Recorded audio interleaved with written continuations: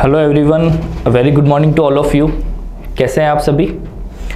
चलिए, आज मैं आप लोगों के सामने लेके आया हूँ एक स्ट्रेटजी वीडियो फॉर 2024 एग्जामिनेशन। जितने भी एसएससी के एग्जामिनेशन आने वाले साल में होने वाले हैं, उसके लिए हमें किस तरह तैयार रहना चाहिए, क्या क्या चीज़ें हमें फॉलो करनी होगी ताकि आने वाले 2024 के सारे एग्ज़ाम्स के अंदर हम बहुत अच्छा परफॉर्म कर सकें। ठीक है, तो उन सब चीज़ों के बारे में आज काफ़ी अच्छे से डिटेल में डिस्कशन करते हैं। अभी आपको पता हो, जैसे हाल ही में 2023 का प्री और मेंस दोनों एग्जामिनेशन कंप्लीट हो गए। अभी कुछ दिन पहले, एक हफ्ता पहले ही अभी हाल ही में एसएससी सीजीएल 2024 का कैलेंडर एसएससी ने जारी कर दिया है। तो हमारे पास एग्ज़ाम्स की सबकी डेट्स भी आ चुकी है। तो अब हमें किस तरीके से अपने आप को तैयार करना चाहिए आने वाले एग्ज़ाम्स के लिए, इन सब चीज़ों के बारे में काफ़ी डिटेल में डिस्कशन करते हैं। ठीक है, उससे भी पहले समझते हैं कि एसएससी एग्ज़ाम्स कराता किस तरीके से है, एसएससी के अंदर कौन कौन से एग्ज़ाम इंक्लूड होते हैं। ठीक है, दूसरा काफ़ी सारे पॉइंट्स हमें आज डिस्कस करने, इंग्लिश के बारे में भी कि इंग्लिश की स्ट्रेटजी क्या होनी चाहिए, किस तरीके से हमें प्री प्लस मेंस दोनों को साथ में लेके चलना होगा एग्ज़ाम के लिए।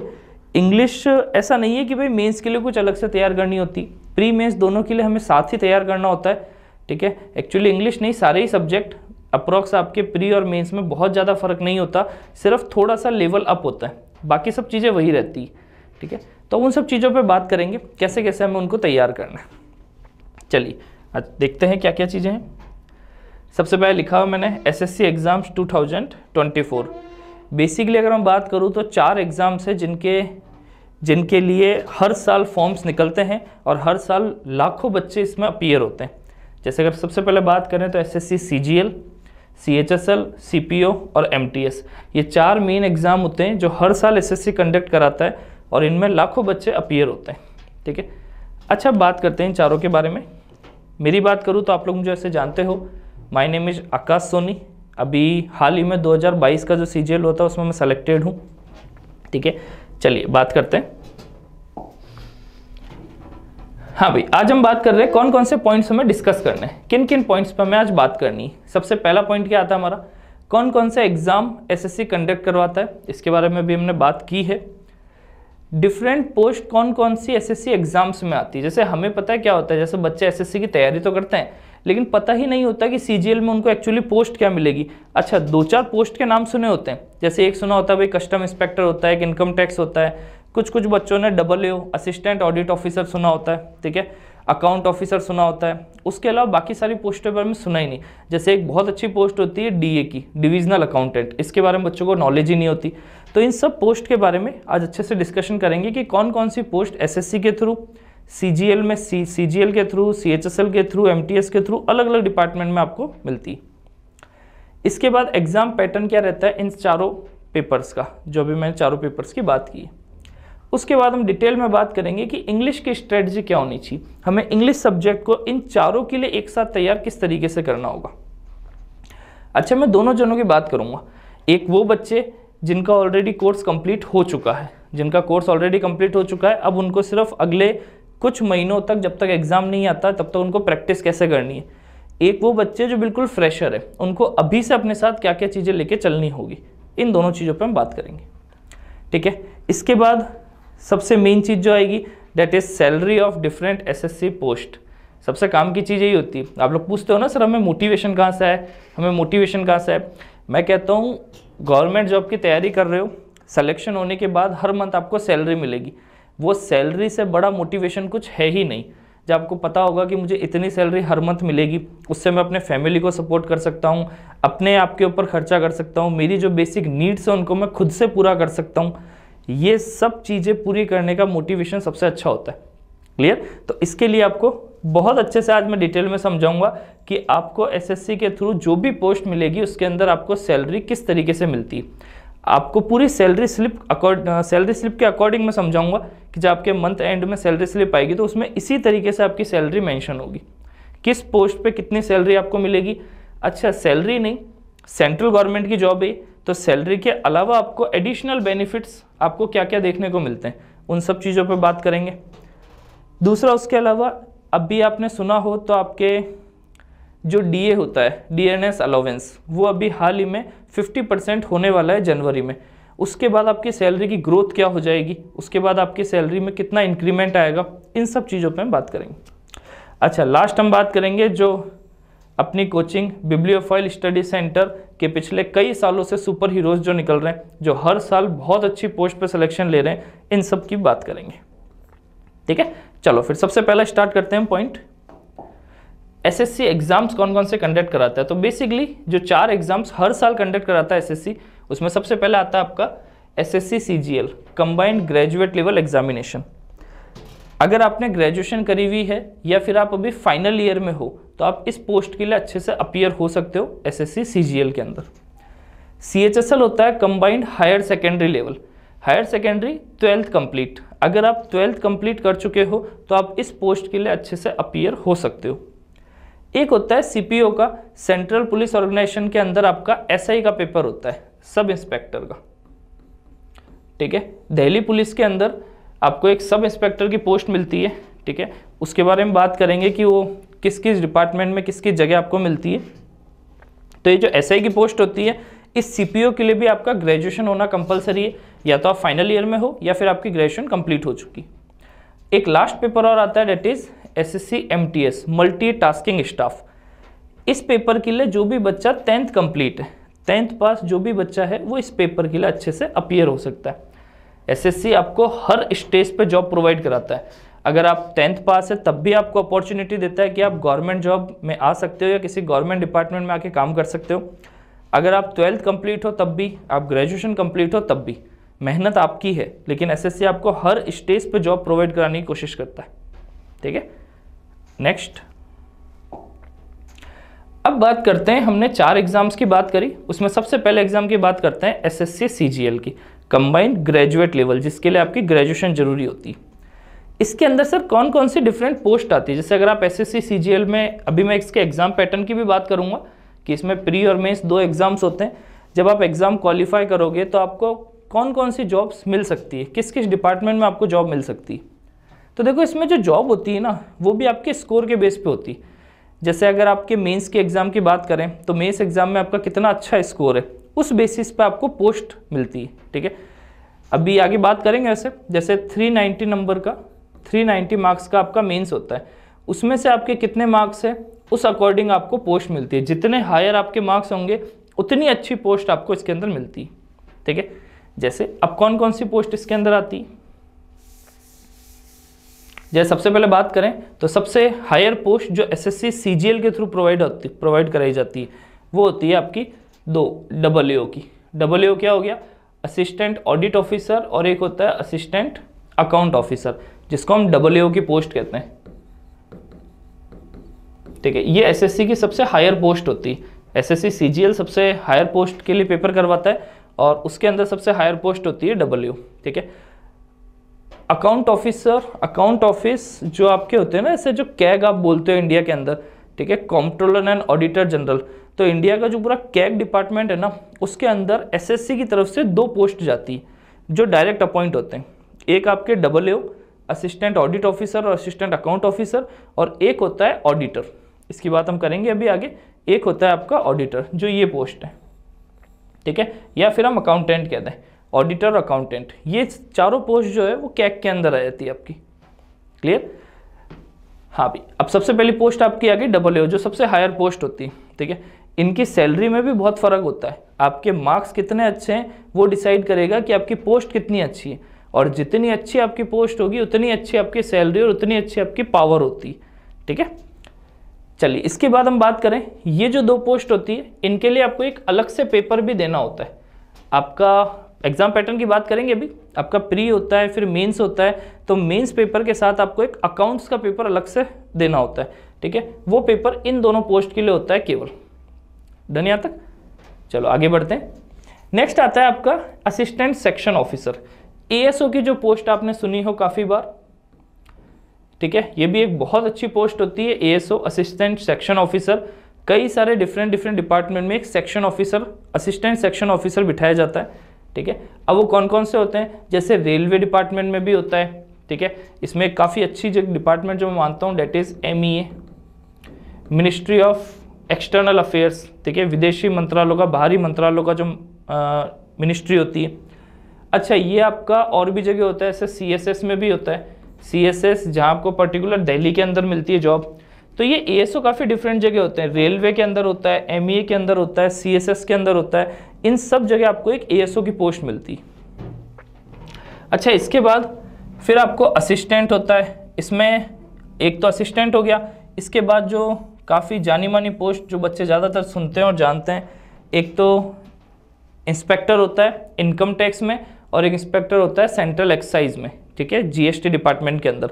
ये दो काफ़ी फेमस पोस्ट है जो बच्चे जनरली SSC में जानते हैं।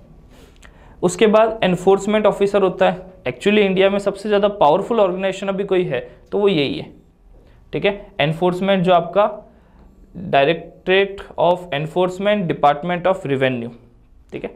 इसके बाद सब इंस्पेक्टर की भी आती है, इंस्पेक्टर की आती है, ऑडिटर की आती है, अकाउंटेंट आता है। अच्छा, फिर इसी के बाद इसमें टैक्स असिस्टेंट भी आता है, TA की जो पोस्ट होती है जो इनकम टैक्स डिपार्टमेंट में होती है, ठीक है। तो ये सारी पोस्ट जो आती है ना आपके, इसी के अंदर एक चीज़ मैंने और बताई थी, एक DA की पोस्ट और आती है, DA इज डिविजनल अकाउंटेंट। ये भी आपके कैग डिपार्टमेंट में ही आता है। कैग डिपार्टमेंट में भी हमने 4 बात की, 5वीं पोस्ट कैग में जो आती है वो ये आती है, that is divisional accountant. Clear? तो ये सारी पोस्ट आपको देखने को मिलती है SSC CGL के थ्रू। नेक्स्ट हम बात करें SSC CHSL की। अगर आप बात करो तो CHSL एग्जाम में कौन कौन सी जॉब होती है? 3 तरह की आपको पोस्ट मिलती है। एक आपको LDC मिलता है, एक आपको डेटा एंट्री ऑपरेटर, और एक डेटा एंट्री ऑपरेटर DEO के अंदर, और एक ग्रेड A के अंदर। क्लियर? तो ये 3 तरह की पोस्ट आपको देखने को मिलती है CHSL के अंदर। नेक्स्ट CPO के अंदर, तो CPO के अंदर मैंने आपको बताया SSC CPO SI का पेपर होता है सब इंस्पेक्टर के लिए। अब सब इंस्पेक्टर आपको दिल्ली पुलिस में ही मिलता है, CAPF में ही मिलता है, ठीक है। असिस्टेंट सब इंस्पेक्टर CISF के अंदर भी होता है। तो ये सारे सब इंस्पेक्टर की पोस्ट आपको किसके थ्रू मिलती है? SSC CPO के थ्रू। नेक्स्ट MTS की बात करें, जो हमने बात की थी, 10th पास पेपर होता है, मल्टीटास्किंग स्टाफ। इसका नाम ही पोस्ट का क्या होता है? Multitasking staff. मतलब आपको बहुत सारे टास्क होते हैं, उनमें से कोई 1 से 2 टास्क आपको परफॉर्म करने होते हैं। जैसे इसमें आपका डेटा एंट्री का काम भी हो सकता है, ऑफिस अटेंडेंट होता है, पियोन हो सकता है, क्लर्क हो सकता है, ठीक है, हेल्पर हो सकता है, क्लीनर हो सकता है, केयर टेकर हो सकता है। काफ़ी सारी पोस्ट है, इनमें से कोई 1 से 2 पोस्ट आपको दी जाती है। अब बात करते हैं सबसे मेन चीज़ की कि सर SSC के अंदर जो आपने हमें बात की अभी कि 4 तरह के पेपर होते हैं, उनका पेपर पैटर्न क्या होता है, ठीक है, SSC किस तरीके से एग्ज़ाम कंडक्ट कराता है।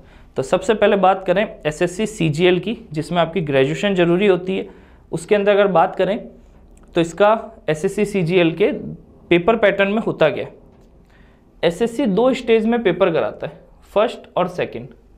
अच्छा, अभी से अगर पहले बात करें ना, आज से 3 साल पहले चले जाएं, तो उस समय 3-4 साल पहले जाएं तो SSC का पैटर्न बड़ा अजीब सा था। 2 साल पहले भी जाएं तो उस समय आपके SSC का पेपर 4 स्टेज में होता था।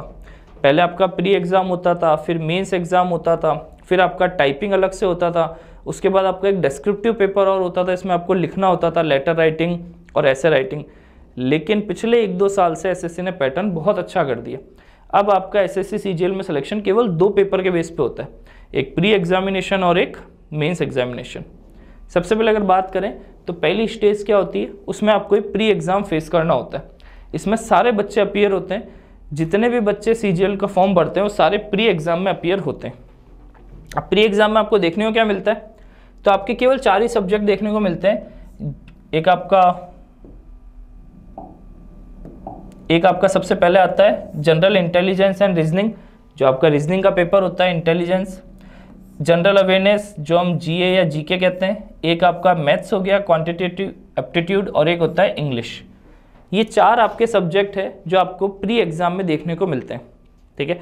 इन चारों सब्जेक्ट का वेटेज 25 क्वेश्चन चारों में रहते हैं, और इनके मार्क्स कितने होते हैं? 50। इसका मतलब आपका प्री पेपर कितने मार्क्स का होता है? 200 मार्क्स का। अब होता क्या है, मैंने कहा प्री एग्ज़ाम में सारे बच्चे अपीयर होते हैं, तो प्री एग्ज़ाम से मेंस एग्ज़ाम के अंदर उन्हें केवल सेलेक्टेड बच्चे चूज़ करने होते हैं। जैसे डिपेंड करता है पोस्ट पे, ठीक है। जैसे अगर मान लो कि प्री के अंदर आपके जब नोटिफिकेशन आया तब उसने 10,000 पोस्ट निकाली, 10K पोस्ट। तो अब 10,000 पोस्ट निकालिए तो वो अप्रोक्स 10 गुना अगर बच्चे चुनते हैं तो उनको मेंस में लेके जाने केवल 1 लाख बच्चे, ठीक है। फॉर्म भरा है कम से कम 20 से 30 लाख बच्चों ने। अब 30 लाख बच्चे फॉर्म भर रहे हैं, लेकिन उसमें से चूज कितने करने हैं उनको मेंस एग्जाम के लिए? केवल 1 लाख बच्चे। तो वो करते क्या है, तो प्री में आपकी एक कट ऑफ बनती, जैसे कि उन्होंने कहा कि भाई 200 मार्क्स में से, एक एग्जाम्पल दे रहा हूँ, जैसे अगर मैं लास्ट ईयर की कट ऑफ की बात कर लूँ तो लास्ट ईयर कट ऑफ गई थी 149, आउट ऑफ 200 149 कट ऑफ गई थी। अच्छा, इतनी कट ऑफ हर बार जाती है? नहीं। रीज़न ये था इस बार वैकेंसी बहुत ज़्यादा कम थी, बाकी अप्रोक्स कट ऑफ आपकी 125 130 के आसपास वेरी करती, ठीक है। इससे जस्ट 1 साल पहले जाओ तो वैकेंसी ज़्यादा थी, तब कट ऑफ केवल 114 ही गई थी। लास्ट ईयर अगर मैं बात करूँ तो केवल 114 कट ऑफ गई थी 2022 के पेपर में। 2023 में 149 गई क्योंकि वैकेंसी बहुत कम थी, ठीक है। लेकिन अप्रॉक्स 120 130 के आसपास आपकी वेरी करती। क्लियर? अब क्या हो गया, कैसे इन्होंने कह दिया 125 कट ऑफ है, तो 125 से ऊपर ही अप्रॉक्स इतने ही बच्चे चुनते हैं जितनी उनकी पोस्ट के अकॉर्डिंग चुनना है। अब 1 लाख बच्चे उन्होंने चूज कर लिए, तो ये 1 लाख बच्चे कहाँ अपीयर होंगे? मेंस एग्जाम के अंदर। अच्छा, एक चीज़ और अच्छी क्या है, पहले प्री एग्जाम और मेंस एग्जाम के मार्क्स टोटल काउंट होते थे, लेकिन अब ऐसा नहीं है। अब एसएससी के अंदर प्री एग्जाम केवल क्वालिफाइंग पेपर होता है, मतलब आपको प्री एग्जाम अपीयर करना है और उसको केवल कट ऑफ को क्वालिफाई करना है। जैसे अगर उन्होंने 125 कट ऑफ बता दी और आपके 126 नंबर है, तब भी आप मेंस के लिए अपीयर होगे। क्लियर हो गया? इस जगह आपका ये नहीं होता कि सर आपको ज़्यादा नंबर स्कोर करने, आपके 126 भी है तब भी आप प्री क्वालिफाई कर चुके हो। प्री के कोई भी मार्क्स आपके मेंस में ऐड नहीं होते हैं, ठीक है। चलो बात करते हैं नेक्स्ट क्या आता है। नेक्स्ट आता है मेंस एग्जामिनेशन का पैटर्न क्या होता है। देखो, मेंस एग्जाम में सबसे पहली चीज़ तो वही आपको 4 सब्जेक्ट देखने को मिलेंगे जो आपने प्री में दिए हैं। आपका वही मैथ्स, रीजनिंग, इंग्लिश और जीके जो आप प्री में दे के आए हो, बस यहाँ नंबर ऑफ क्वेश्चंस का फ़र्क हो जाएगा। मेंस एग्जाम जो होता है वो भी 2 पैटर्न में होता है, या मैं कह दूँ 2 स्टेज में होता है मेंस एग्जाम भी। पहली स्टेज तो ये होती है और सेकेंड स्टेज ये होती है। फर्स्ट स्टेज में होता क्या है, आपको 4 पेपर देखने को मिलते हैं, इंग्लिश, मैथ्स, रीजनिंग और जनरल अवेयरनेस जो आपने प्री में दिए थे। इनके नंबर ऑफ क्वेश्चंस बढ़ जाते हैं, जैसे यहाँ मैथ्स और रीजनिंग के 30 नंबर क्वेश्चन आते हैं, इंग्लिश के 45 और जीके के 25। अच्छा, प्री में हर क्वेश्चन 2 मार्क्स का था, लेकिन मेंस में हर क्वेश्चन 3 मार्क्स का होता है। यहाँ 30 क्वेश्चन होते हैं लेकिन मार्क्स होते हैं 90। 30 क्वेश्चन है लेकिन मार्क्स है 90। तो टोटल आपका जो पेपर होता है मेंस का, ये आपका होता है टोटल 390 मार्क्स का, और इसमें से आपका सिलेक्शन होता है। इसी के बेस पे आपकी सारी कट ऑफ बनती है, इसी के बेस पे आपकी सिलेक्शन लिस्ट बनती है। लेकिन सिर्फ यही नहीं, मेंस में आपको 2 चीज़ें और देखने को मिलती है। एक आता है कंप्यूटर नॉलेज टेस्ट। आपके मेंस में 20 क्वेश्चन कंप्यूटर के भी आते हैं जिनके टोटल 60 मार्क्स होते हैं। क्लियर? टाइम की बात करूँ तो पहले सेक्शन मैथ्स और रीजनिंग को करने के लिए आपको सेपरेट 1 आवर का टाइम मिलेगा। इंग्लिश और जीके को करने के लिए भी सेपरेट 1 आवर का टाइम मिलेगा। कंप्यूटर को करने के लिए भी सेपरेट 15 मिनट का आपको टाइम मिलेगा। 15 मिनट में आपके 20 क्वेश्चन होते हैं, और ये जो 60 मार्क्स का कंप्यूटर है ये भी क्वालिफाइंग होता है।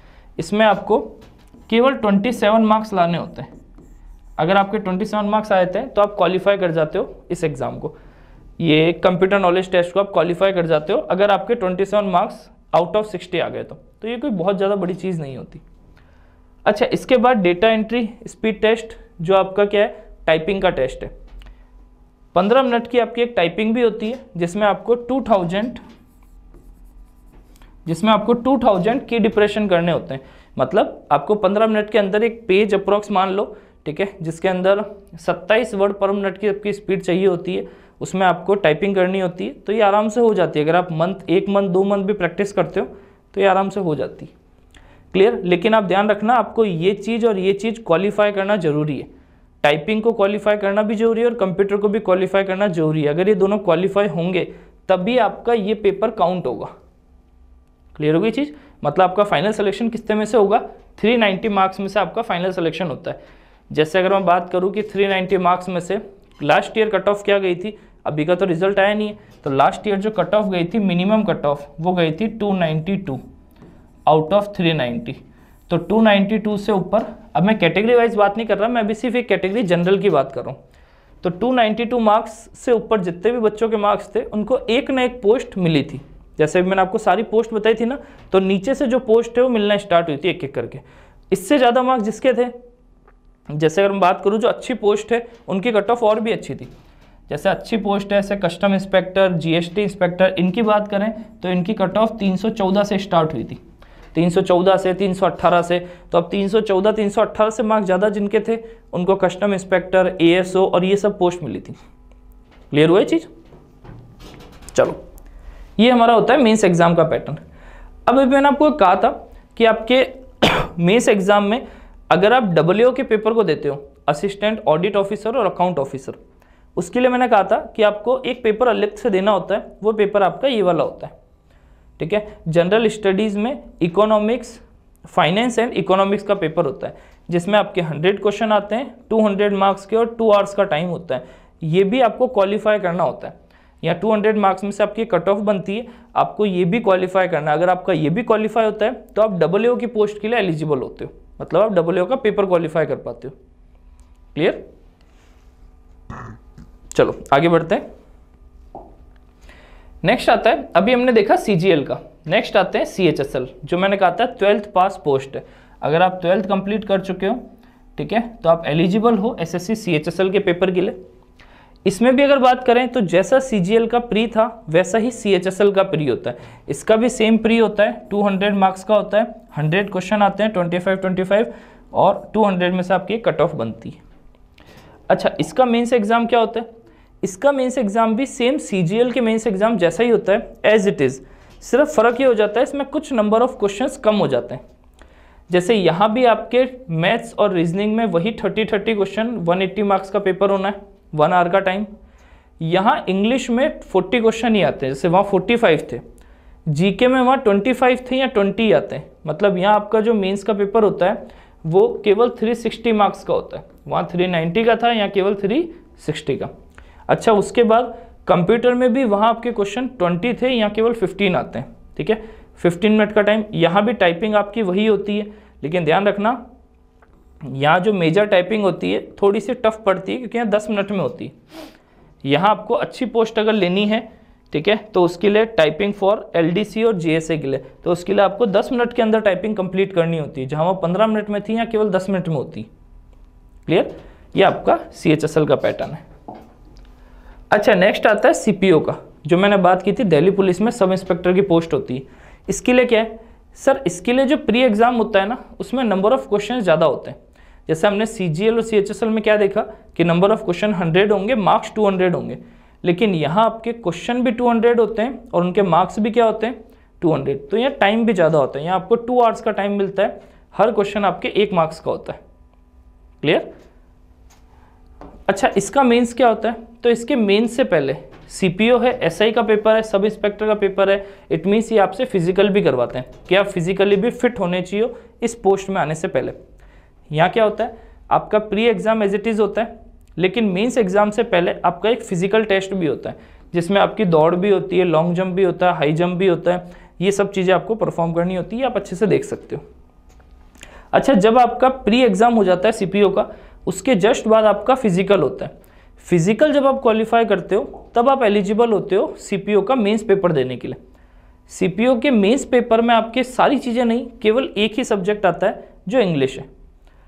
सीपीओ के मेंस में केवल आपको फिजिकल क्वालिफाई करने के बाद एक ही पेपर देना होता है इंग्लिश का, जिसमें आपके 200 क्वेश्चन आते हैं, 200 मार्क्स के, और टाइम कितना होता है?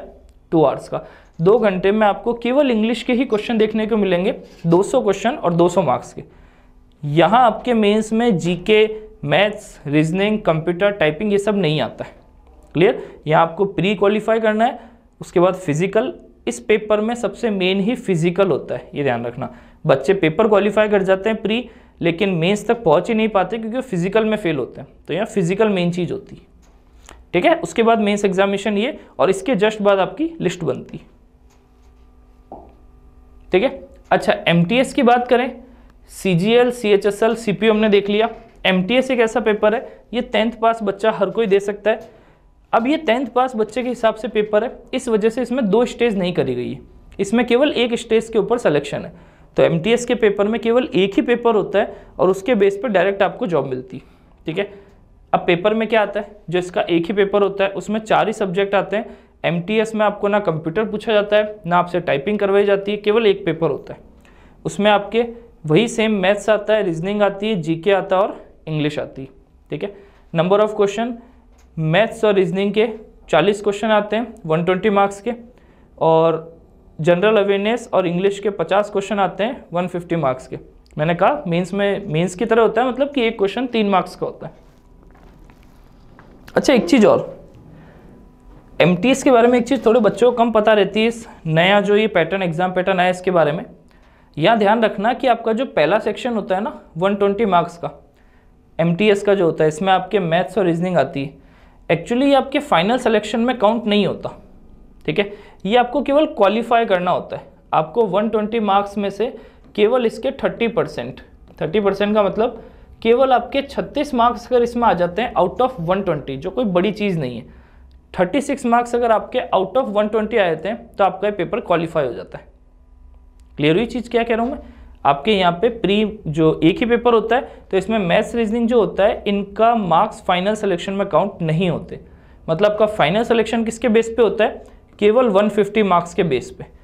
इस 150 में से आपकी कट ऑफ बनती है। इट मीन्स आपका जो एक्चुअली MTS क्वालिफाई करना है तो आपको केवल ये 2 पेपर, या मैं कह दूँ ये 2 सब्जेक्ट है जिनको बहुत अच्छे तैयार करना है। एक तो जीके और एक इंग्लिश, क्योंकि यहाँ सारा सिलेक्शन इसके ऊपर ही बेस होता है। इनके मार्क्स आपके फाइनल सिलेक्शन में काउंट नहीं आते। यहाँ तो अगर आपके 120 में 36 भी आ गए तो आप क्वालिफाई हो। क्लियर? चलिए, ये हमने सबसे पहली चीज़ क्या डिस्कस करी कि भाई SSC पेपर कौन कौन से कराता है, किस किस पैटर्न में कराता है, एग्जाम में क्या क्या चीज़ें हमें देखने को मिलती है। क्लियर? दूसरा, पोस्ट कौन कौन सी आती है, इन सब चीज़ों की हम अच्छे से बात कर चुके हैं। अब बात करते हैं बाकी सब सब्जेक्ट की बातें। आपको क्लास में फैकल्टी समझाते रहते हैं अपने अपने सब्जेक्ट में किस तरह पढ़ना है। मैं आप लोगों के साथ बात करता हूँ इंग्लिश के बारे में कि इंग्लिश की क्या स्ट्रेटजी होनी चाहिए प्री और मेंस एग्ज़ाम तक। ठीक है, प्री एग्ज़ाम से लेके मेंस एग्ज़ाम तक। मैंने अभी भी एक चीज़ आपको कही, प्री और मेंस में इंग्लिश के अंदर जो लेवल का फ़र्क है ना वो इतना नहीं होता, बहुत माइनर सा फ़र्क होता है। सारा फ़र्क ये होता है नंबर ऑफ़ क्वेश्चंस का। नंबर ऑफ़ क्वेश्चन प्री से मेंस में थोड़े बढ़ जाते हैं। जहाँ प्री के अंदर आपके CGL में केवल 25 क्वेश्चन थे, वहाँ मेंस में 45 आ रहे हैं। तो नंबर ऑफ़ क्वेश्चन बढ़ते हैं, लेवल बिल्कुल नहीं बढ़ता। लेवल वो उसका वो रहता है, थोड़ा सा कुछ चीज़ें बढ़ जाती है, बाकी इतना फ़र्क नहीं आता। तो प्री और मेंस की तैयारी एज इट इज़ साथ में ही होती है।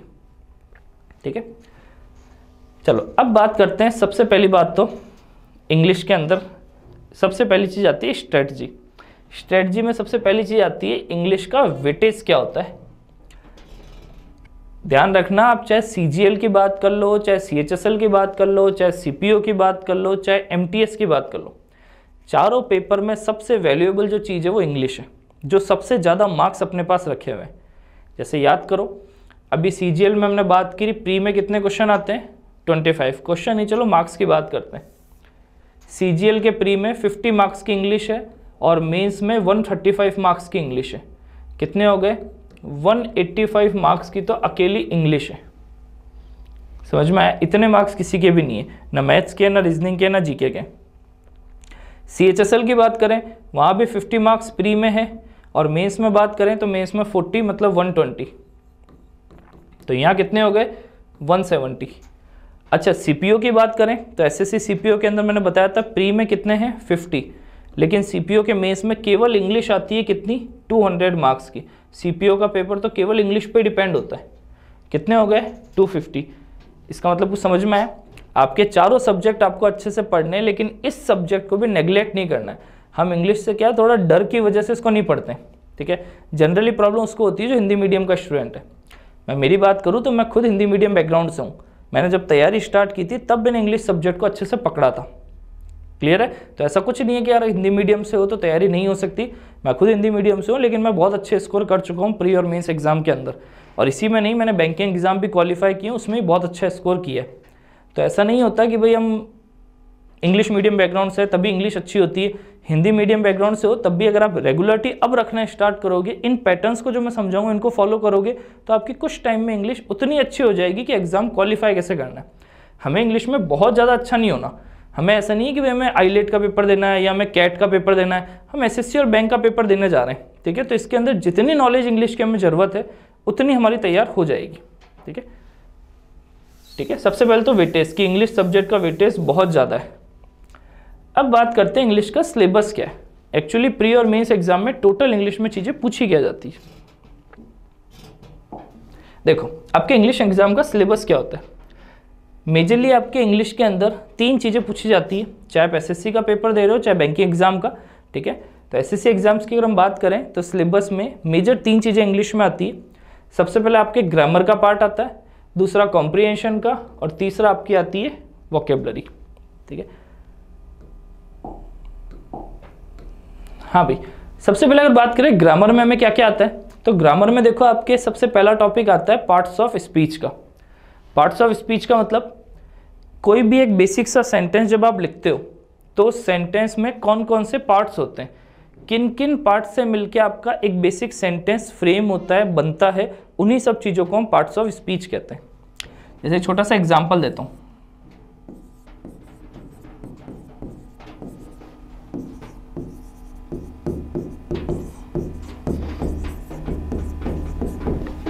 क्या लिखा मैंने, she is a beautiful girl, ठीक है। एक बेसिक सा सेंटेंस है, मैं आपको ये समझाना चाह रहा हूँ कि एक्चुअली इंग्लिश की स्टार्टिंग कहाँ से होती है, पार्ट्स ऑफ स्पीच से। कोई भी सेंटेंस आप बोलते हो, कोई भी जो आप सेंटेंस बोलते हो, लिखते हो, उस सेंटेंस में कौन कौन से पार्ट्स होते हैं, मतलब वो किन किन चीज़ों से मिलके बना है, उन्हें हम पार्ट्स ऑफ स्पीच कह देते हैं। जैसे अगर बात करें, मैंने बेसिक सा सेंटेंस लिखा, जरा इसको तोड़ने की कोशिश करते हैं। सबसे पहले यहाँ शी की बात करूँ तो यहाँ शी क्या है, आप लोग कहोगे एक सब्जेक्ट है, ठीक है, सब्जेक्ट है। उसके अलावा तो मैं कहूँगा सब्जेक्ट के साथ साथ एक प्रोनाउन है, इसका नाम क्या है, एक प्रोनाउन है। अच्छा, इज क्या है, तो इज आप कहोगे सर हेल्पिंग वर्ब, मैं कहूँगा अभी हेल्पिंग वर्ब मेन वर्ब नहीं, सिर्फ हम बात करते हैं ये एक वर्ब है। सर ए क्या है, एक आर्टिकल है, ए एन और द होते हैं। सर ब्यूटीफुल क्या है, ब्यूटीफुल एक एडजेक्टिव है। सर गर्ल क्या है, गर्ल एक नाउन है। आप ध्यान से देखो, एक सेंटेंस फ्रेम करने के लिए आपको नाउन की भी जरूरत हुई, प्रोनाउन की भी जरूरत है, एडजेक्टिव की जरूरत है, वर्ब की भी जरूरत है। इन्हीं सब चीज़ों को मिला के हम नाम देते हैं पार्ट्स ऑफ स्पीच। जैसे सबसे पहले देखो आपका क्या आ गया, noun, pronoun, adjective, adverb, conjunction, preposition, verb और इंटरजेक्शन। इन्हीं सब चीज़ों को हम क्या कहते हैं, पार्ट्स ऑफ स्पीच, जहाँ से इंग्लिश की स्टार्टिंग होती है आपकी। अच्छा, उसके बाद नेक्स्ट पॉइंट आता है आपका आर्टिकल। आर्टिकल कौन से हो गए, अभी हमने बात की ए एन और द। फिर एक बड़ा अच्छा टॉपिक आता है सब्जेक्ट वर्ब एग्रीमेंट, जिसके अंदर हमें सब्जेक्ट और वर्ब के डिफरेंट कॉम्बिनेशन देखने को मिलते हैं। क्लियर। क्वेश्चन टैग, ये टॉपिक जनरली स्कूल लेवल पे नहीं पढ़ा आप लोगों ने, यही कंपटीशन लेवल की बुक्स में आपको देखने को मिलता है, ठीक है। ये भी काफ़ी अच्छा टॉपिक है, छोटा टॉपिक है, एग्जाम में पूछा जाता है। बचपन से फेवरेट टॉपिक आप लोगों का डेट इज टेंस, पढ़ते बचपन से आ रहे हो लेकिन नॉलेज अभी भी नहीं है, क्योंकि हमने स्कूल में बड़े अच्छे से रटा था। जिन भी मैडम सर ने हमें पढ़ाया उन्होंने हमें स्ट्रक्चर बनाना वहाँ अच्छे से सिखाया, लेकिन हम लोगों ने इंग्लिश के डर की वजह से उनको रटा, कभी समझा ही नहीं। टेंस को समझना होगा, तब आपको पता चलेगा जब आप सेंटेंसेस, जो हर एक सेंटेंस आप लिखते हो वो टेंस के ऊपर बेस होता है। जैसे अगर मैं बात करूँ, जो मैंने बेसिक सेंटेंस लिखा ये प्रेजेंट सिंपल का है, अब कैसे पता चलेगा, तो ये टेंस की नॉलेज होना जरूरी है, तब आप हर एक सेंटेंस को हर एक स्ट्रक्चर में सही लिख पाओगे। अच्छा, इसी के साथ आता है कंडीशनल सेंटेंस, जो कंडीशन पे बेस होते हैं। और फिर बड़े फेवरेट टॉपिक है, जो पर्टिकुलर एसएससी एग्जाम के फेवरेट है, वो है एक्टिव पैसिव वॉइस और नरेशन, जिसे हम नरेशन मतलब डायरेक्ट स्पीच और इनडायरेक्ट स्पीच। इन दोनों की वैल्यू पिछले कुछ टाइम में एसएससी के अंदर सबसे ज़्यादा देखने को मिली है, ध्यान रखना। अच्छा, नेक्स्ट कॉम्प्रिहेंशन। कॉम्प्रिहेंशन के अंदर आपके मेजर 3 चीज़ें आती है। कॉम्प्रिहेंशन का मतलब वैसे होता है रीडिंग करना, जिन चीज़ों को आप पढ़ के सॉल्व करोगे। जैसे सबसे पहला आता है आपका सेंटेंस रीअरेंजमेंट, PQRS। PQRS का मतलब आपको 4 सेंटेंस गिवन होते हैं ABCD या PQRS करके, और वो एक जम्बल्ड फॉर्म में होते हैं। मतलब आपको चारों सेंटेंस को पढ़ना है, और हो सकता है वो कोई स्टोरी हो, तो उन चारों सेंटेंस को उसी स्टोरी के अकॉर्डिंग एक अरेंज करके आपको आंसर बताना है। ये कहलाते हैं PQRS, सेंटेंस को अरेंज करना। एक आता है आपका क्लोज टेस्ट। क्लोज टेस्ट आपका हम ये कह सकते हैं as like a filling the blanks. आपको एक पैसेज दिया, उसमें कुछ जगह मैंने फिलिंग द ब्लैंक्स बना दिए, और उन हर एक फिलिंग द ब्लैंक्स के लिए मैंने आपको 4 से 5 ऑप्शन दे दिए, उनमें से एक ऑप्शन आपको वहाँ फिल करना है। ये कहलाते हैं क्लोज टेस्ट। और एक चीज़ और आती है पैसेज, जो बचपन में आपने बहुत सॉल्व किया है, कि एक पैसेज दिया जाता है, उसके ऊपर बेस आपको 4 to 5 क्वेश्चन दिए जाते हैं, उन क्वेश्चंस को उन्हीं पैसेज के बेस पे आपको सॉल्व करना है। क्लियर। चलो नेक्स्ट चीज आती है that is vocabulary. Sir vocabulary में क्या, वोकेबलरी पढ़नी कैसे इनको तैयार करना है, इन सब चीज़ों पे हम बात करेंगे। अभी हम बात करें एसएससी एग्जाम के अंदर डायरेक्टली वोकेबलरी पूछी कहाँ से जाती है, तो 5 चीज़ें हैं एग्जाम के अंदर एसएससी में जो आपको डायरेक्टली वोकेबलरी के बेस पे पूछा जाता है। जैसे एक आपके आते हैं synonym, antonym, one word, idiom phrase और स्पेलिंग टेस्ट। जैसे अगर मैं बात करूँ सिनोनिम क्या हो गए, समानार्थी वर्ड, मतलब कोई एक वर्ड मैंने आपको दिया और उसी का सिनोनिम वर्ड आपको मुझे बताना है, ये कहलाते हैं सिनोनिम्स। सेम मीनिंग वाला वर्ड बताना है, जैसे बिग होता है, बिग के साथ उसका सिनोनिम क्या कह सकते हैं, कोलोसल कह सकते हैं, लार्ज कह सकते हैं, ह्यूज कह सकते हैं, एनोर्मस कह सकते हैं, ठीक है, ये सारे सिनोनिम हो जाते हैं। एंटोनिम क्या हो जाते हैं, अपोजिट, जैसे बिग का एंटोनिम स्मॉल हो जाता है। वन वर्ड सब्स्टिट्यूशन, जिसको हम कहते हैं एक शब्द में उत्तर देना, एक वर्ड में शब्द को समझाना, पूरी डेफिनेशन को एक वर्ड में बताना कहलाता है वन वर्ड। जैसे हम नॉर्मली बोलते हैं ना, जो पर्सन कभी मरता नहीं, जो कभी मरेगा नहीं, a person who never dies, जो कभी नहीं मरेगा, उसको हम एक वर्ड में क्या कह देते हैं, हिंदी में क्या कहते हैं, अमर। इंग्लिश में क्या कहते हैं, क्लास में पढ़ाया मैंने अच्छे से, डेट इज इमोर्टल। क्या हो जाता है वो, इमोर्टल पर्सन, ठीक है, ये वन वर्ड होते हैं। ईडियम फ्रेज, मुहावरे और जो लोकोक्तियां हम पढ़ते हैं, और एक आते हैं स्पेलिंग टेस्ट, जिसमें आपको करेक्ट स्पेलिंग या फिर मिस स्पेलिंग पूछी जाती है। जैसे कोई स्पेलिंग है जिसको 4 ऑप्शन में लिख के दिया, आपको बताना उन चारों में से करेक्ट स्पेलिंग कौन सी होगी। क्लियर। ये आपका इंग्लिश का एक ओवरऑल सिलेबस होता है, चाहे आप प्री एग्जाम की बात करो चाहे मेंस एग्जाम की। अब सर हम इन्हें तैयार कैसे करना है, ध्यान से मेरी एक बात समझना। सबसे पहले बात कर रहा हूँ जो फ्रेशर बच्चे हैं, जो बिल्कुल अभी तैयारी स्टार्ट कर रहे हैं, उनके लिए मेरी तरफ से केवल 2 सजेशन होते हैं जो मैं क्लासेस में हर बार बताता भी हूँ। सबसे पहला सजेशन होता है मेरा कि पहली चीज़ तो जो जहाँ भी आप बैच पढ़ रहे हो, जहाँ भी आप जिस जगह भी आप कोचिंग में पढ़ रहे हो, बैच पढ़ रहे हो, वहाँ आपका सबसे पहला काम होना चाहिए कि जो क्लासेस में आपको चीज़ पढ़ाई जा रही है, ग्रामर में जो चीज़ें, वोकेबलरी में जो चीज़ें क्लास में पढ़ा रहे हैं, पर डे उन चीज़ों को आपको साथ साथ पढ़ना है, ठीक है। जैसे इंग्लिश का सिलेबस अप्रॉक्स 4 साढ़े 4 महीने चलता है, तो उस 4 साढ़े 4 महीने में आपको सबसे पहले अपने जो भी क्लासेस में चीज़ें पढ़ाई जा रही है, 5 डे 6 डे जो भी क्लास लग रही है, 6 डे क्लास लगती है तो 7 डे संडे को बैठ के आपको उस पूरे हफ्ते की चीज़ को रिवाइज करना है। पहला काम तो आपको सिर्फ यही करना है, जो फ्रेशर बच्चे कि जो क्लास में पढ़ा रहे हैं, पर डे उस चीज़ को घर जाके अच्छे से 1 से 2 बार रिवाइज करो। जो हर टॉपिक के बाद शीट दी जा रही है उसको क्लास में सर करवा रहे हैं, लेकिन उसके बाद घर जाने के बाद एटलीस्ट उसको 2 बार सॉल्व करो। क्लियर। सबसे पहला काम आपका ये। अच्छा, दूसरा काम क्या है, दूसरा काम आपका होना चाहिए पर डे थोड़ी थोड़ी रीडिंग का, ठीक है। सिर्फ 2 ही काम दे रहा हूँ मैं एक फ्रेशर बच्चे को। पहला तो जो क्लास में पढ़ा रहे हैं उनको अच्छे से पढ़ो, और दूसरा काम आपका है रीडिंग का। रीडिंग मीन्स कोई भी न्यूज़पेपर, जैसे टाइम्स ऑफ इंडिया न्यूज़पेपर, यहाँ अगर कोचिंग की बात करें तो आपको यहाँ daily times of India newspaper provide करवाते हैं, ठीक है। एक चीज़ तो मैं अच्छी और कहूँगा, जो आप लोग daily times of India newspaper लेके जाते हो वो आप लोग केवल रद्दी में काम में लेते हो, है ना। कुछ लोग खाना बनाते हैं तो अपने टिफ़िन के अंदर काम में ले लेते हैं, कुछ लोग घर जाके अपनी जो रैक होती है ना उसमें जमाने काम में लेते हो ना। टाइम्स ऑफ इंडिया न्यूज़पेपर आपको जो मिल रहा है यहाँ से, वो आपको डेली लेने की ज़रूरत नहीं होती। आप एक न्यूज़पेपर लो और उसको 7 दिन तक पढ़ोगे तब भी वो ख़त्म नहीं होता, ठीक है, क्योंकि उसमें काफ़ी कंटेंट होता है। एक दिन न्यूज़पेपर लो और उसको 7 डेज तक पढ़ने की कोशिश करो, ठीक है। आप हर दिन न्यूज़पेपर लेके जाते हो, पढ़ते हो उसको, एक पेज क्या एक पैराग्राफ भी नहीं हो, ये गलत बात होती है, ठीक है। उसको इकट्ठा करने से कोई मतलब नहीं। हाँ, कुछ की तो प्लानिंग होती होगी, ऐसी होती होगी कि भाई 30 दिन तक इकट्ठा करो, 30 पेपर इकट्ठे हो जाएंगे, रद्दी में देंगे, 40-50 रुपये आएंगे, ऐसा तो नहीं सोचते ना। हाँ, ऐसा मत करना। तो सबसे पहला काम आपका क्या है, जो मैंने कहा क्लास में जो पढ़ा रहे हैं। दूसरा, एक न्यूज़पेपर लो, उसको 7 डेज तक पढ़ने की कोशिश करो। पढ़ना कैसे, पेंसिल लेके बैठना है, न्यूज़पेपर में जो भी आपका इंटरेस्टिंग हो, जैसे किसी का बॉलीवुड पेज इंटरेस्टिंग हो, किसी को लगता है मुझे स्पोर्ट्स के अंदर काफ़ी इंटरेस्ट आता है तो स्पोर्ट्स का कोई टॉपिक ले लो, ठीक है, जहाँ स्पोर्ट्स वाला पेज हो, ठीक है। या फिर किसी को एडिटोरियल वाला पेज अच्छा लगता है वो ले लो, या जिसको कोई भी डेली न्यूज़ आती है वो अच्छी लगती है वो ले लो। न्यूज़पेपर के अंदर सारे डिफरेंट पेजेस होते हैं, किसी भी एक पेज को उठाओ, पेंसिल लेके बैठो और उसका कोई भी एक पैराग्राफ उठाओ कि आज मुझे इस पैराग्राफ को पढ़ने की कोशिश करनी है। जो वर्ड नहीं आ रहे, हाथों हाथ में मोबाइल के अंदर डिक्शनरी में सर्च करूंगा, उसका मीनिंग वहीं हाथों हाथ उसी के साथ लिख दूंगा।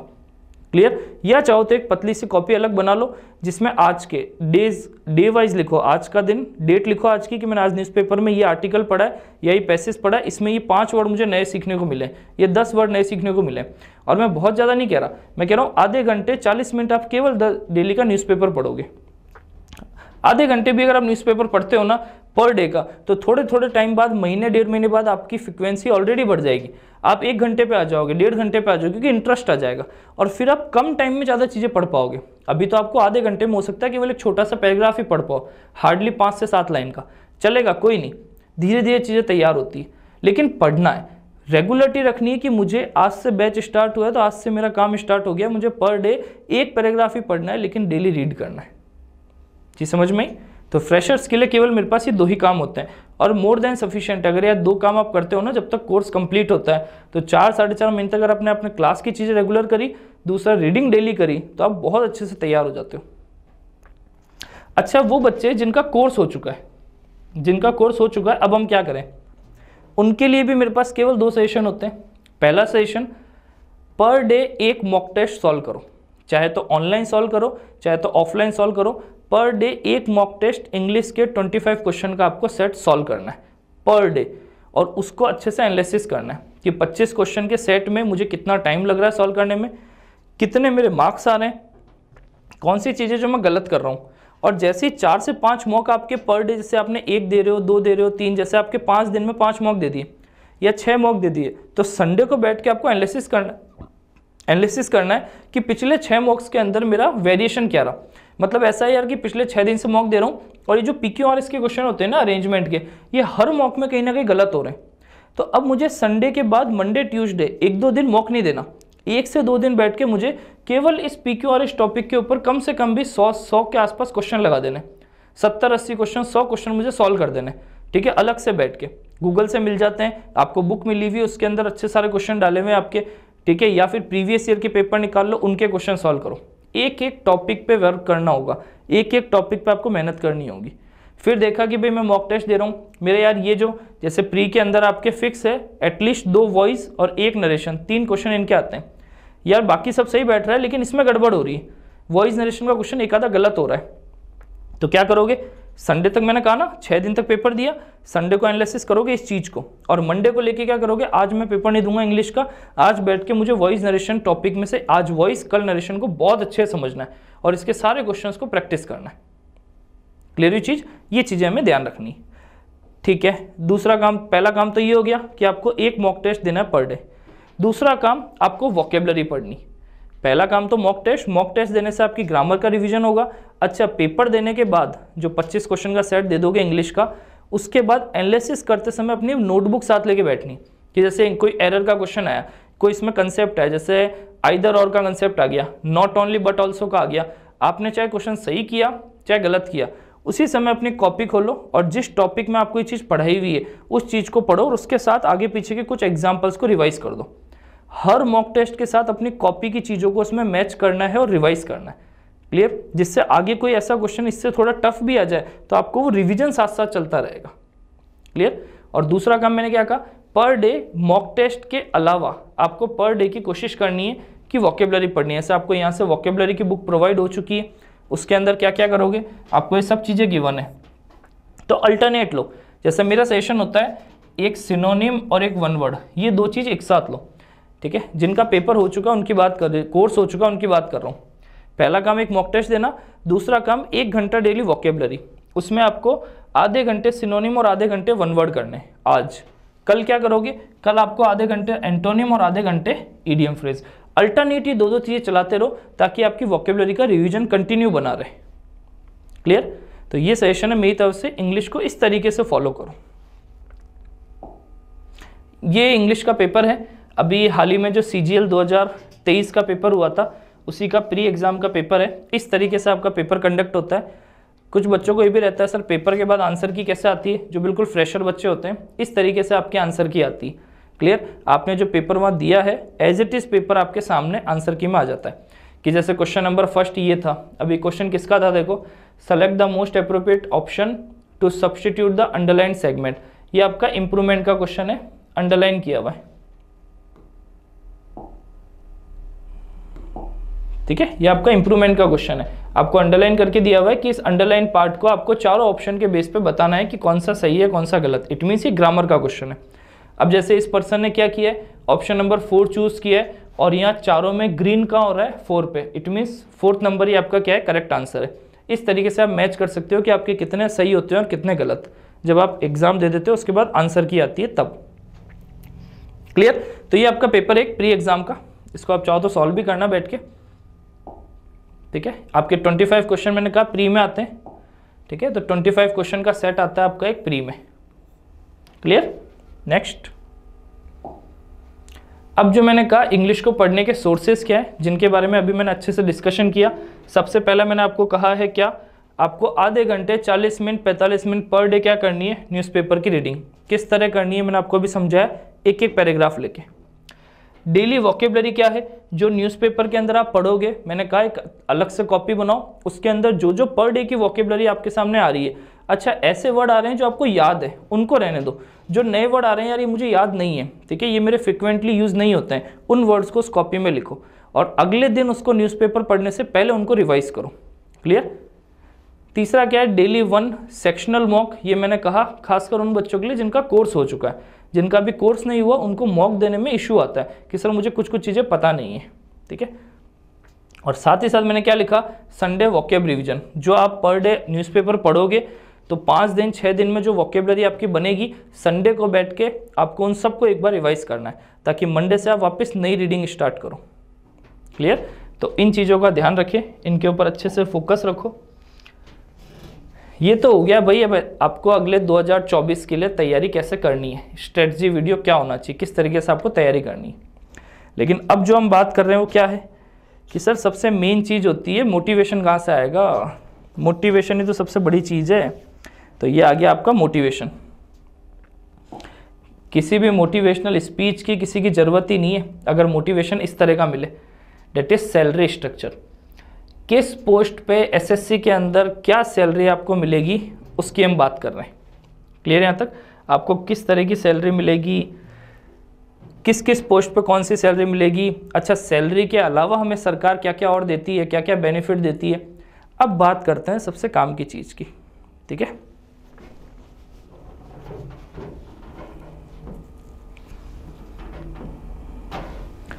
ठीक है, चलो भाई सैलरी स्ट्रक्चर को समझते हैं बड़े अच्छे से।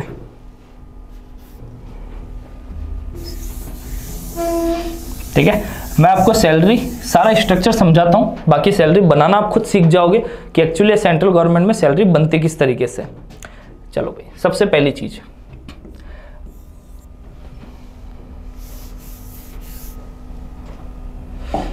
अगर मैं बात करूं तो एक एक पोस्ट को लेके चलते हैं। ठीक है,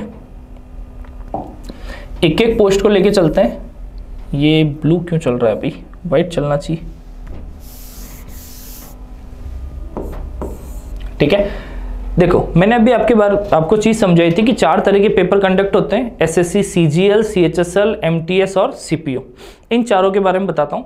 मैं एक एसएससी सीजीएल को समझाऊंगा, बाकी सब आप खुद अपने अकॉर्डिंग समझ जाओगे और उनका कैलकुलेशन आप खुद कर लोगे। ठीक है, मैथ्स आप लोगों की बहुत अच्छी है, मैं समझाऊंगा आप लोग समझ जाओगे। देखो सबसे पहले अगर बात करें तो हमने सबसे पहले बात कर रहे हैं एसएससी सीजीएल के बारे में। एसएससी सीजीएल मैंने अभी आपको बताया कि काफ़ी डिफरेंट टाइप की पोस्ट होती है। सबसे अपर पोस्ट मैंने कहा था AA होती है और सबसे लोअर पोस्ट जो होती है वो TA होती है, डेट इज टैक्स असिस्टेंट। वहाँ से पोस्ट स्टार्ट होती है। एक बार वापस बात करते हैं।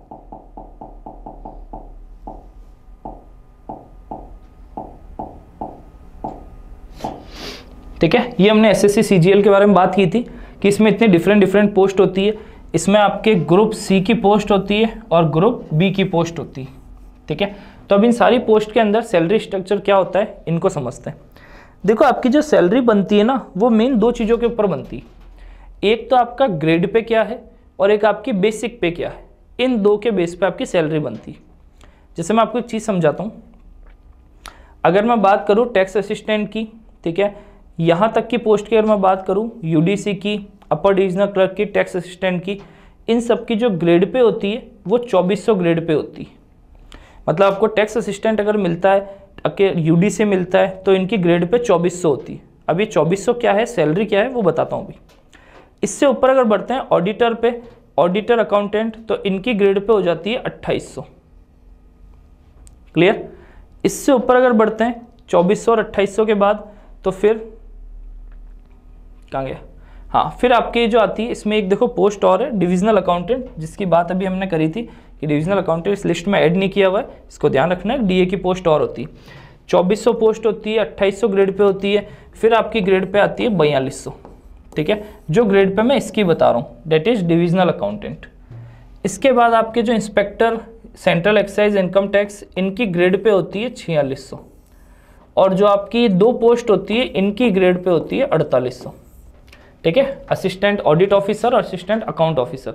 अभी सिर्फ ग्रेड पे ध्यान रखो, सैलरी बनाना सिखाता हूँ मैं। इनमें से अगर कोई पोस्ट मिलती है तो ये 2400 ग्रेड पे की पोस्ट है, ऑडिटर और अकाउंटेंट 2800 पे ग्रेड की पोस्ट है, डिविजनल अकाउंटेंट 4200 ग्रेड पे की है, आपके इंस्पेक्टर जो इनकम टैक्स और सेंट्रल एक्साइज होता है वो 4600 ग्रेड पे की है, और जो एएसओ होते हैं असिस्टेंट सेक्शन ऑफिसर वो भी 4600 पे ग्रेड की है, और फिर ऑडिट ऑफिसर और अकाउंट ऑफिसर ये 4800 पे ग्रेड की।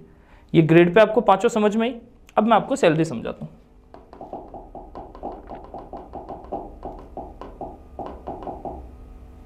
ठीक है, देखो सबसे पहले अगर बात करें तो हमने 5 चीज़ों की बात की कि एक आपकी 2400 ग्रेड पे होती है, ठीक है, एक आपकी 2400 ग्रेड पे होती है, एक मैंने कहा 2800 ग्रेड पे होती है, एक आपकी 4200 ग्रेड पे होती है, एक आपकी 4600 पे ग्रेड होती है, और एक आपकी 4800 पे ग्रेड होती है। ये 5 आपकी पे ग्रेड होती है एसएससी के अंदर। ठीक है, ये सेंट्रल लेवल पे आपकी। अब इसमें होता क्या है, ये आपकी पे ग्रेड है। पे ग्रेड आपको ये डिफाइन करती है कि आप किस लेवल की पोस्ट कर रहे हो, किस लेवल पे हो। जैसे ग्रुप सी में हो, ग्रुप बी में हो, ये बताता है आपका पे ग्रेड। इसके अलावा इसका और कोई काम नहीं। अब पे ग्रेड के अंदर आता है बेसिक पे। सबसे पहली चीज जो आती है वो आता है यहाँ बेसिक पे। बेसिक पे मतलब ये आपकी बेसिक जो सैलरी स्टार्ट करता है। एक्चुअली बेसिक पे आपकी सैलरी नहीं होती है, ये आपकी सैलरी स्टार्ट करता है। ठीक है, जैसे बेसिक पे की बात करें तो 2400 post 2400 grade pay. 2400 grade pay का मतलब जैसे टैक्स असिस्टेंट, जैसे यूडीसी, अगर इनमें से आपको कोई मिलता है तो आपकी बेसिक पे होती है 25,500। ठीक है, अगर आपको ऑडिटर मिलता है तो वो 2800 पे ग्रेड है, उसकी आपकी होती है 29,200। अगर आपको 4200 पे ग्रेड जैसे कि डिविजनल अकाउंटेंट, या फिर 4200 पे ग्रेड में आपका सब इंस्पेक्टर दिल्ली पुलिस भी आता है, जो सब इंस्पेक्टर दिल्ली पुलिस का है, इसमें आपकी ग्रेड पे होती है 35,400। अच्छा, 4600 पे ग्रेड की बात करें, इसकी बेसिक पे होती है 44,900, और अगर मैं 4800 की बात करूं इसकी होती है 47,600। ये मैंने क्या बात की है, that is not a salary. ठीक है, ये बेसिक पे है, सैलरी अब बनेगी, इनके ऊपर सैलरी बनती है आपकी। ये आपका बेसिक पे होता है। अब आप देख लीजिए किस लेवल की पोस्ट आपको चाहिए, ये आपका मोटिवेशन है, कितनी सैलरी आपको किस लेवल पे मिलेगी। ये सैलरी नहीं है, सैलरी हम बनाते हैं अभी। चलो अब इसके बाद बात करें तो देखो, पहली चीज आती है बेसिक पे। अब इसके ऊपर ही आपकी सारी चीजें होती है। जैसे बेसिक पे के ऊपर ही आपकी सैलरी बनना स्टार्ट होती है। मैंने कहा ना, जब आप जॉब लगोगे आपकी फर्स्ट मंथ की जो सैलरी स्लिप आएगी वो इसी सीक्वेंस में लिखी होगी जैसे मैं लिख रहा हूँ। दूसरे नंबर पे आता है डीए। डीए का मतलब होता है डीएनएस अलाउंस, जिसको हिंदी में कहते हैं महंगाई भत्ता। मतलब महंगाई के बढ़ने के साथ साथ आपकी सैलरी के इंक्रीमेंट, मतलब महंगाई बढ़ रही है तो आपकी सैलरी बढ़नी चाहिए, वो इसी के ऊपर बेसिस बढ़ती। अभी बात करूँ तो आपका बेसिक पे जो है, जो आपका ये डीएनएस अलाउंस है, ये आपका 46% है। ये जितनी भी परसेंटेज वैल्यू मैं बताऊंगा ना, ये सब आपकी निकलती है किसके ऊपर बेसिस, बेसिक पे के ऊपर। बेसिक पे के ऊपर आपकी धीरे धीरे सैलरी बनती है। मैंने कहा 46% है अभी आपका डीए। ठीक है, अभी आपका महंगाई भत्ता 46% है, तो आपके बेसिक पे का 46%। मुझे बताओ इस बेसिक पे का 46% कितना होगा। कैलकुलेशन करने के लिए मैं भी मोबाइल साथ लेके चल रहा हूँ, आप लोग कर सकते हो। अब मैंने आपको चीज़ कही ना, मैं आपको एक सैलरी सिखाऊंगा, बाकी सारी सैलरी आप खुद बनाओगे कि कैसे सैलरी आपकी बनेगी।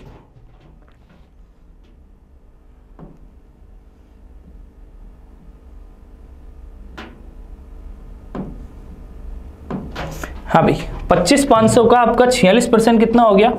11,730। कितना हो गया? 11,730।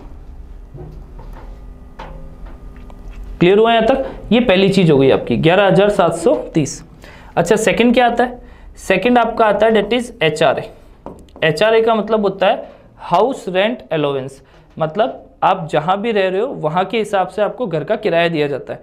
अच्छा, ये अलग अलग होता है, जैसे आप नॉर्मल सिटी में हो, मेट्रो सिटी में हो, इन सिटीज़ को 3 कैटेगरी में बांटा गया है। ये सिटीज़ होती है आपकी एक्स सिटी, वाई सिटी और जेड सिटी। एक्स सिटीज़ में जनरली आती है जो बड़ी सिटीज़ है, जैसे दिल्ली आ गया, जैसे अहमदाबाद आ गया, मुंबई आ गया। वाई सिटीज़ में आती है जो आपकी थोड़ी छोटी सिटीज़ है, जैसे कि जयपुर आ गया, ये वाई सिटी में आता है। जेड सिटीज़ में आते हैं जो अब इससे भी छोटे हैं, ठीक है, जयपुर से भी और छोटी जगह से अलवर की बात कर लो तो ये जेड सिटी में आता है, वाई सिटी में नहीं आता। अजमेर आ गया, वाई सिटी में नहीं आता, जेड सिटी में आता है। इस तरीके से सिटी डिफाइन है, आपको कौन सी सिटी में जॉब मिल रही है उस अकॉर्डिंग आपका HRA होगा। जैसे यहाँ आपका HRA होता है 9%, यहाँ होता है 18% और यहाँ होता है 27%। अच्छा, ये सारे परसेंटेज किसके ऊपर है? आपकी बेसिक पे के ऊपर। क्लियर? अच्छा, अब मैंने कहा HRA, जैसे हम HRA भी सबसे पहले लेके चल रहे हैं एक्स सिटीज़ का। जैसे मान लो आपको दिल्ली में जॉब मिलती है, ठीक है, तो 27% किसका? आपके बेसिक पे का। 25,500 का 27% कितना हो गया? That is 6,885। क्लियर? हम निकाल रहे हैं किसके अकॉर्डिंग? एक्स सिटी के अकॉर्डिंग। आप अगर जयपुर में जॉब मिलती है तो वाई सिटी, तो आप 18% निकालोगे किसका? 25,500 का। क्लियर? अच्छा, इसके बाद आपको मिलता है टीए। टीए का मतलब होता है ट्रैवल अलाउंस। आपको ऑफिस से घर, घर से ऑफिस डेली जाने के लिए भी वो ट्रैवल अलाउंस भी देते हैं। ये कितना होता है सर? एक्चुअली ये भी आपके XYZ सिटी के अकॉर्डिंग होता है।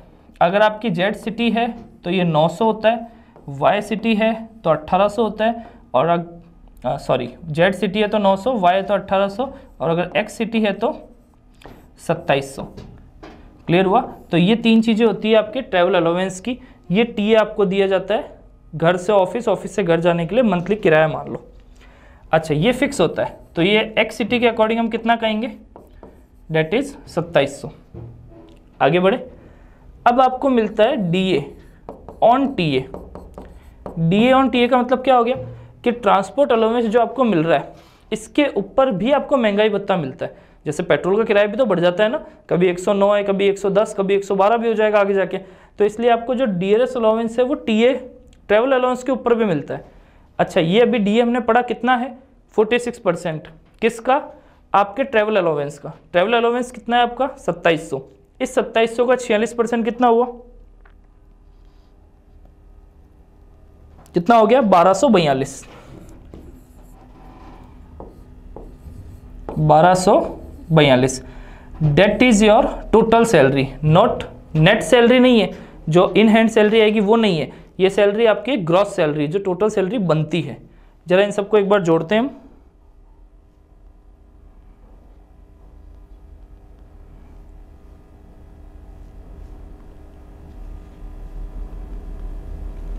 That is 48,057 as it is. आपके इसी तरह की सैलरी मिलेगी अगर आपकी जॉब दिल्ली के अंदर, मुंबई के अंदर, मतलब किसी भी मेट्रो सिटी में आपके लगती है, जो बड़ी सिटीज़ आती है। ठीक है, ये लिस्ट आपको सिटीज़ की गूगल पे मिल जाएगी कि एक्स में कौन आता है, वाई में कौन आता है, जेड में कौन आता है। ये एक 48,000 रुपये बेसिक सैलरी बनती है सबसे मिनिमम पोस्ट की। अभी मैंने कहा ना, सबसे मिनिमम पोस्ट अगर आपकी 2400 पे ग्रेड है तब भी आपकी मिनिमम सैलरी ये बनती है। अब मैंने कहा ना मोटिवेशन, अब सोचो जब यहाँ ये बन रही है तो यहाँ कितनी बनेगी? अच्छा, यहाँ कितनी बनेगी? 4600 पे कितनी बनेगी? और डबल ए 4800 पे कितनी बनेगी? समझ में आ रहा है? ये सब कैलकुलेशन अब मैं नहीं, आप खुद करोगे, आपको खुद को पता चलेगा क्या क्या होता है।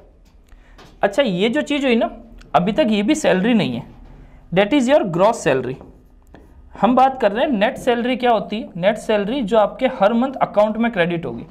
तो देखो, इस सैलरी में से आपका कुछ डिडक्शन भी होता है। अच्छा, डिडक्शन क्या है? जैसे अगर आपको पता हो तो NPS नाम से अगर आपने सुना हो, that is national pension scheme या नेशनल पेंशन सिस्टम कह दो, स्कीम कह दो। ये क्या चीज़ है? आपको पता हो तो 2006 से पहले सेंट्रल गवर्नमेंट में जितने भी एम्प्लॉयज़ थे उन सबको पेंशन अलग से मिलती थी, ठीक है। लेकिन उसके बाद जितने भी लगे हैं उन सब के हर मंथ सैलरी से ही कुछ पैसा काटा जाता है और वो आपको एंड में जाके एज अ पेंशन मिलता है। जैसे अगर हमको जो आपका हर महीने एनपीएस डिडक्शन होता है, नेशनल पेंशन स्कीम के अकॉर्डिंग जो डिडक्शन होता है वो क्या चीज़ है समझना। एनपीएस डिडक्शन क्या होता है, जैसे मैंने कहा आपकी जो सैलरी है, अभी हमने बात की ना ये सैलरी बनी तो ये ग्रॉस सैलरी है। नेट सैलरी क्या होगी, तो हर महीने आपको 10% जो है वो सरकार आपके अकाउंट से कट करती है पेंशन के अकॉर्डिंग, और वो आपको रिटायरमेंट के समय आपको सारा पैसा मिलता है। कैसे समझाता हूँ, देखो आपकी जो बेसिक पे और आपका डीए है इन दोनों को कैलकुलेट करो, कैलकुलेशन करो कितना हुआ, 30 ये हो गया, ठीक है। ये आपका क्या हो गया टोटल, किसका, बेसिक पे प्लस डीए का, इन दोनों का जो टोटल है इसका 10% हर महीने अकाउंट से सैलरी से आपके डिडक्ट होता है। कितना हो गया, डेट इज 3723। ये वो अमाउंट है जो हर महीने आपकी सैलरी से डिडक्ट होता है, ठीक है।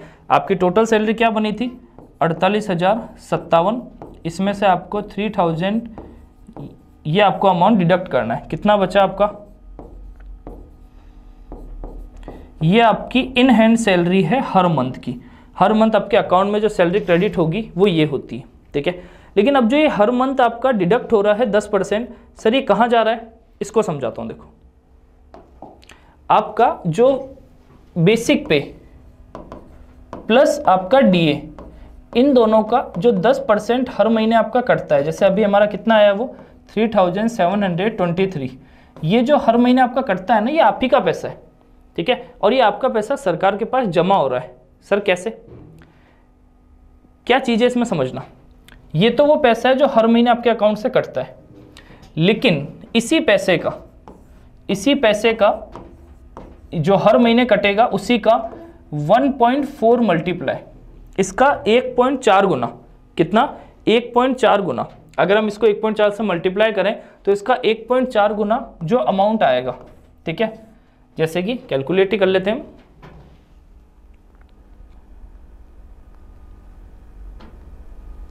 कितना आया 5212.2, इसका टोटल कितना हो गया, क्लियर। ये जो हर महीने आपके अकाउंट से कटा, ये सिर्फ आपके अकाउंट से नहीं कट रहा है, इसी पैसे का 1.4 गुना हर साल सरकार भी अपनी तरफ से जोड़ती है इसी अमाउंट के अंदर। ये तो आपका पैसा कटा है, लेकिन ये पैसा वो है जो सरकार ने अपनी तरफ से आपके लिए जोड़ा है, ठीक है। तो टोटल कितना हो गया, ये अप्रॉक्स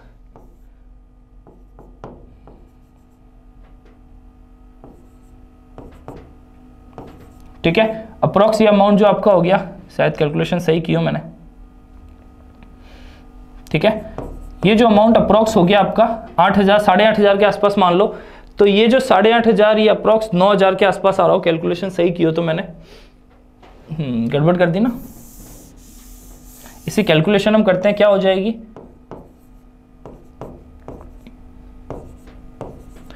ठीक है, अप्रॉक्स 9,000 के आसपास अमाउंट हो गया।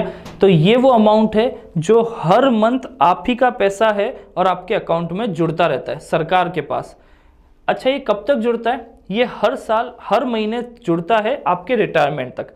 जैसे आपके रिटायरमेंट तक मान लो ये जुड़ते जुड़ते कम से कम भी अगर आज भी अगर आप लगते हो तो अप्रॉक्स मैं कह सकता हूँ ये रिटायरमेंट तक आपके जुड़ते जुड़ते अप्रॉक्स 15 से 20 लाख 15 से 20 लाख के आसपास ये अमाउंट हो जाता है। अब यहाँ दो ऑप्शन होते हैं। पहला ऑप्शन तो ये होता है, अगर आप चाहो तो रिटायरमेंट पे पूरा पैसा ले सकते हो कि भाई हमें तो अपना जो 20 लाख या 15 लाख इकट्ठा हुआ है, सरकार को कह सकते हो हमें तो पूरा पैसा एक साथ दे दो।